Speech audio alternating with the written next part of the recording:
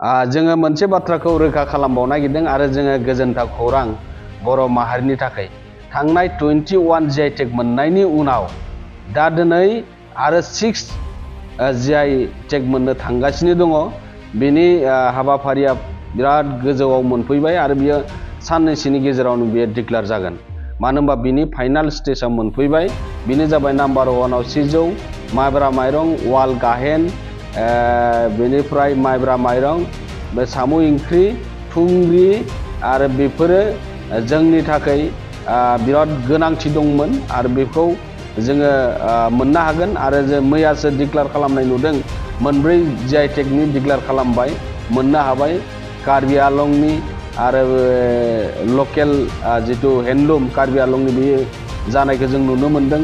आरो बेहाय बेम्बुनि जिथु आसामनि बेबो GI टेग मोननो हादों। बेबायदि मैया दौरिफोरनिबो लकेल बेफोरो मैया GI टेग मोनब्रै मोननो हादों। नाथाय दुलाराय बाथौ गौथुमाबो GI टेग मोननांगौनि थाखाय जों गोबां बोसोर हयथ' बेखौ नाजाबोबाय थादोंमोन, जों मोननो हासिगोन।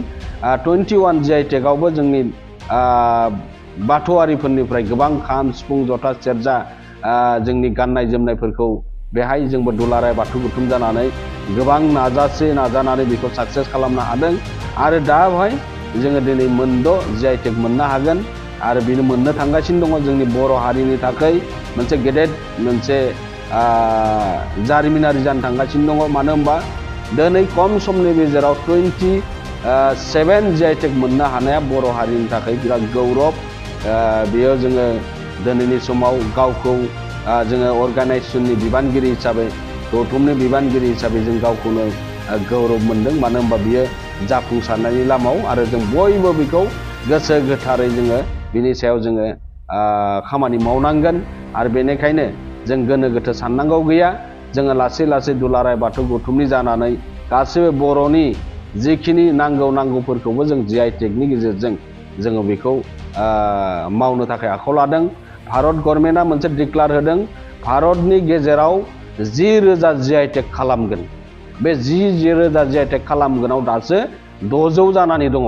आरो 600 जादोंब्ला दासो आसामाव जोङो 48+ मैया मोनब्रै डिक्लेयार होनायदों, हयथ' 50+ जाबाय आरो बेजों 60आनो जायाखै दाबो। दा जोङो होमबा गोबां GI टेग खालामबावनांगौ दङ। आरो बेनिखायनो जों बयबो जोंनि बर' माहारिनि जिखिनि गोनां मुवाफोर दङ बेखौ जोङो GI टेग खालामना लानाया गोनां दङ। मानो होनबा बेहाय भारत गभर्नमेन्टआ डिक्लेयार खालामदो 10,000 GI टेग खालामनाय जागोन होननानै बयनिसिमबो मिथिसार होबाय। गोजोन्थों, खुलुमबाय, दहाय आफाबोराइ गिबियावनो बर'नि निउस पर्टेल नायगिरि बयनिसिमबो सिबिनाय आरो खुलुमनायखौ बावहरदों। दिनै नोंथांमोननि गेजेराव अल बाथौ क'र्डिनेसन कमिटिनि गाहाय लिंथुमगिरि जानानै आरो दुलाराय बाथौ गौथुमनि जानानै जों गिबियावनो मोनसे बाथ्राखौ जों रोखा खालामनांगौ जे फैबाय थानाय 2022-2027 खालाराव बेयो मोनसे सेन्सास जागोन आरो बेहाय जों बाथौआरि हिसाबै जोंबो बे सेन्सास खालामनायाव जोंबो सांग्रांथि जानानै दङ। आरो बेनि थाखाय जोङो अल बाथौ क'र्डिनेसन कमिटिनि गेजेरजों जोङो रोखायै सावरायदों।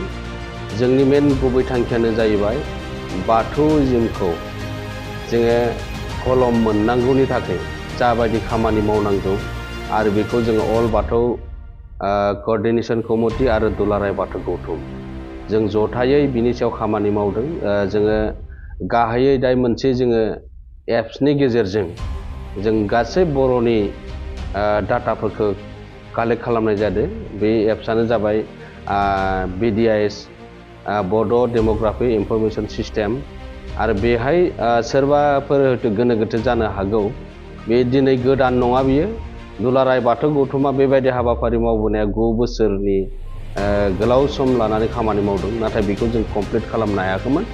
जों दा दिनै बेखौ मोनसे सिस्टेमाव लाबोनो थाखाय मोनसे गोदान एप्स खालामनानै जों बेखौ रायजो राजा बर' हारिनि गेजेराव जों बे डाटा कालेक्सन खालामनाया फ्राय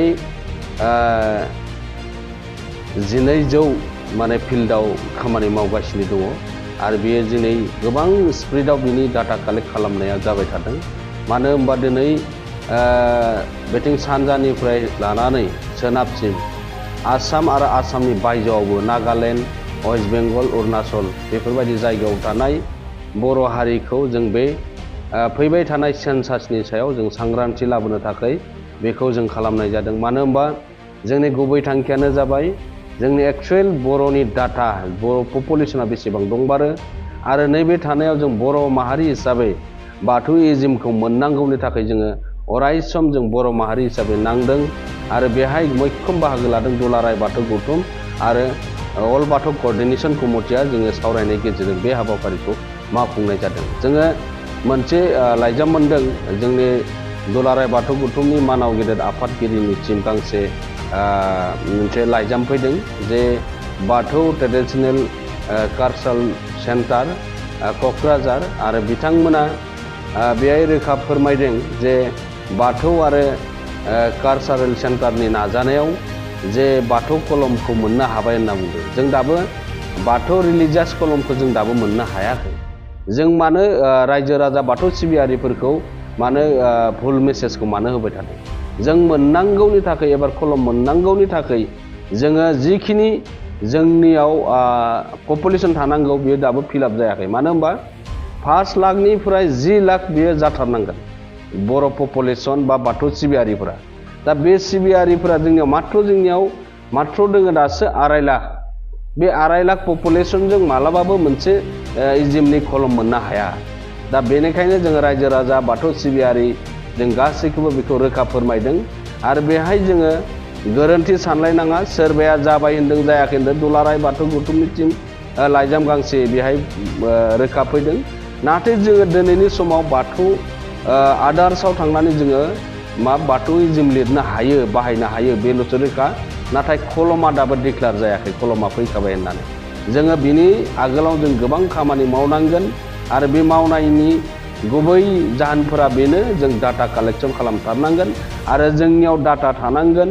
जों डाटा थायोब्लासो जोङो भारत गभर्नमेन्टजों RGIजों रायज्लायनानै जों बे डकुमेन्टसफोरखौ साबमिट होनांगोन आरो बेखौ दुलाराय बाथौ गौथुमजों बिराद रोखायै अफिसारफोरा रायज्लायनानै जोंनो आइडिया हरदों। नोंथांमोना बेबायदि मावफारिफोरखौ खामानिफोरखौ आबुं खालामनांगौ आरो बेहाय नोंथांमोना बेखौ साक्सेस खालामनो थाखाय आरो नोंथांमोननि जिखिनि दा हाबनो दङ नोंसिनि राव, हारिमु, आसार खान्थि, सोलोंथाइ, नोंथांमोना गोबां दावगाखानाय दङ आरो नोंथांमोना पपुलेसनखौसो बारायनांगौ।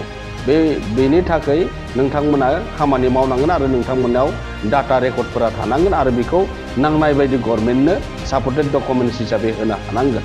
दा बेनिखायनो जोङो खावलायदों जिल्ला आफाद, बियाब आफाद आरो मोनफ्रोमबो बाथौ सिबियारि आफादफोरनि जोहै जोंनि सेन्सास खालामनायाव मावफारि लानायाव जों अरायसम मदद होगोन आरो बिनि सायाव जों एवारनेस लादों आरो सावरायबाय थादों आरो फैबाय थानाय आगस्तनि उननिफ्रायनो जोङो जिल्ला आफाद, बियाब आफाद आरो गामि आफादसिम बिनि फोरोंथाइफोरखौ बिनि एवारनेसफोरखौ लाबोनो थाखाय दुलाराय बाथौ गौथुम आरो अल बाथौ क'र्डिनेशन कमिटिनिफ्राय बे हाबाफारिखौ मावफुंनाय जागोन।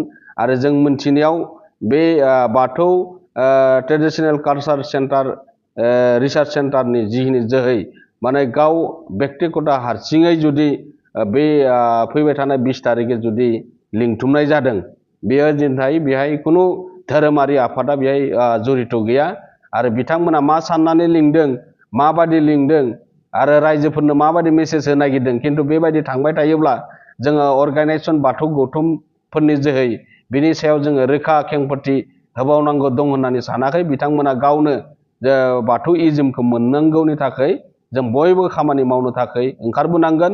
बे सोरबा मोनसे फिसा अर्गानाइजेसनफोरजों बेबायदि खामानि मावोब्ला जोंनि बर' माहारिनि गेजेराव गुलाय गुजायफोरा उनाव नुजानो हागौ। बेनिखायनो बिथांमोननिसिमबो खावलायनाय थाबाय। गोजोन्थों।